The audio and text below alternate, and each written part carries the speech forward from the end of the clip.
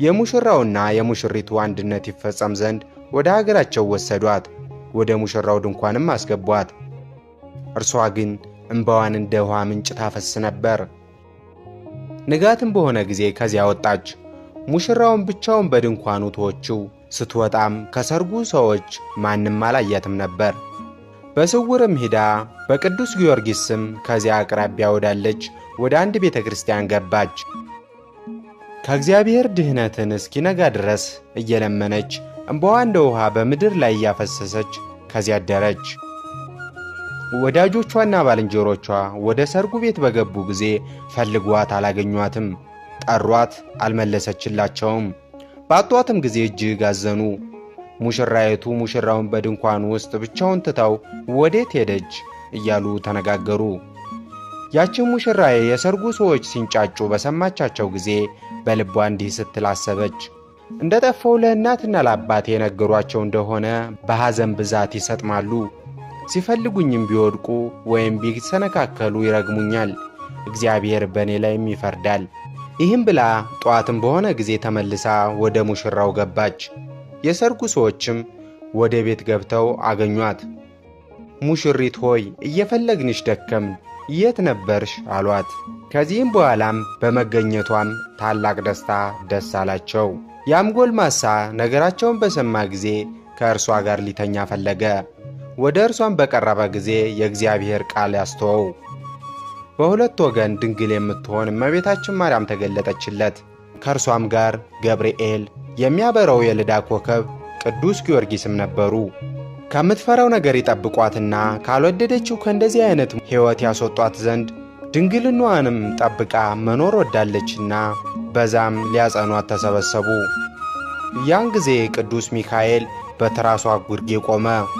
በእጁም የተመዘዘ የእሳት ሰይፍ ነበር። ቅዱስ ጊዮርጊስም በመኝታቸው ግርጌ በነጭ መንፈሳዊ ፈረስ ተቀምጦ ቆመ። በእጁም የእሳት ጦር ነበር። ያም ሰው የመንፈስ ቅዱስ ማደሪያ ጸበለ ማርያምን ሊቀርባት በፈለገ ጊዜ ቅዱስ ሚካኤል ሰይፉን በአንገቱ ላይ ያስቀመጠው፣ በታላቅም ቃል እስኪጮህ ድረስ እንደ እሳት አቃጠለው። ያም ሰው ከዚያ ያሉት ሰዎች እስኪሰሙት ድረስ ጮኸ። ዘመዶቹም ልጃችን ሆይ ምን ሆንክ አሉት። መለሰላቸው፣ ሚስት ትሆነኝ ዘንድ ምን ሰጣችሁኝ? እኔስ ከቆነጃጅቱ አንዲት መስላኝ ነበር። ከእርሷ ቀርብ ዘንድ በወደድኩ ጊዜ ሰውነቷ እሳት ሆኖ አቃጠለኝ አላቸው። ዘመዶቹም ይህን አይተው እጅግ አዘኑ፣ የሚሉትም አጡ። ለአገልጋዩ ያደረገውን የእግዚአብሔር ድንቅ ሥራ የሰሙ ሁሉ አደነቁ። በአባቷና በእናቷ ቤት ጥቂት ቀንም ተቀመጠች። ከዚያም ነገር በኋላ የዚያን ልጅ ዘመዶች ዳግመኛ ወደ አገራቸው ይወስዷት ዘንድ መጡ። አባቷም ልጄ ሆይ ወደ ባልሽ በሰላም ሂጂ አላት። እርሷም እኔ በጋብቻ ሕግ ለሰው አልገዛም እያለች አልሄድም አለችው። አባቷም መላልሶ ማለዳት፣ ለመናት። እሺ ማሰኘት ግን ተሳነው። አይሆንም ባለችው ጊዜ እጅግ ተበሳጨ። እሾ ባለው እንጨትም ታላቅ ግርፋትን ገረፋት። እርሷ ግን የጌታችንን የኢየሱስ ክርስቶስን ቃል አስባ ከግርፋቱ የተነሳ አልፈራችም ነበር። እስከ ሞትም ጨከነች።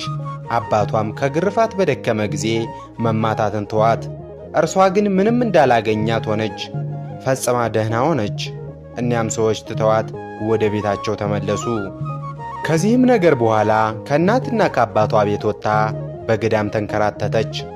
በዚያም ዋሻን አገኘች። ወደ ውስጥም ገብታ ወደ እግዚአብሔር ጸለየች። ቁማም ስትጸልይ ትንሽ ተኛች። በዚያን ጊዜ አንድ የሚያስደንቅ ነገር ተፈጠረ። ዝቅ ብላ በምትመለከትበት ጊዜ አንድ ነብር የእግሯን ትቢያ ሲልስ ተመለከተች። ከእንቅልፏን በነቃች ጊዜ ያን ነብር በፊት ለፊቷ ሲሄድ አየችው። የእግሯን እርጥበት አገኘች። ይህንንም ነገር አይታ ነብርን ስላስገዛላት ልዑል እግዚአብሔርን አመሰገነች። ከዚያም በኋላ ከዚያ ዋሻ ወጥታ ሄደች።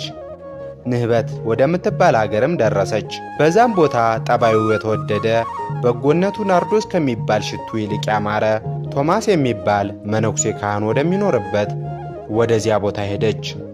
ቅድስት ጸበለ ማርያምም አገኘችው።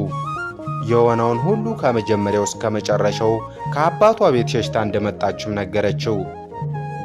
እርሷም ከአንተ ጋር መሆንን እወዳለሁ አለችው። ያ ቶማስ የተባለ መነኩሴም ልጄ ሆይ እሺ እግዚአብሔር መጨረሻሽን ያሳምርልሽ አላት። ሰውም ሳያያት በስውር በዚያ ቦታ ተቀመጠች። ከአባቷም ሰዎች ወደ እርሷ መጡ። በተሰወረችበት ቦታ የእነዚህን ሰዎች መምጣት አወቀች። ከዚያም ከሳጥን ሰይፍን ወሰደች። እስኪፈጸም ድረስ የእርሷን ፀጉር ላጨች፣ ቆረጠችውም። ቶማስም ፀጉሯን ስትቆርጥ ስትላጭ ባያት ጊዜ ደነገጠ። የልቧን ጭካኔ ጥንካሬም አደነቀ። እነዚያ ሰዎች ግን ባዩአት ጊዜ አለዩአትም።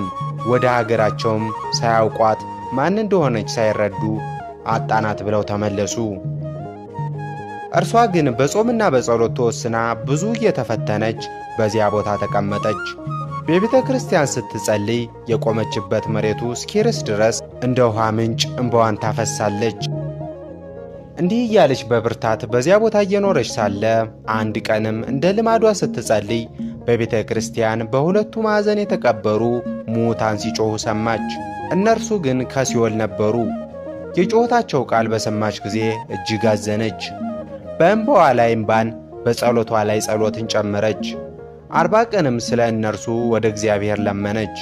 እግዚአብሔር ጸሎቷን እንደ ንጹሕ መሥዋዕት ተቀበለ።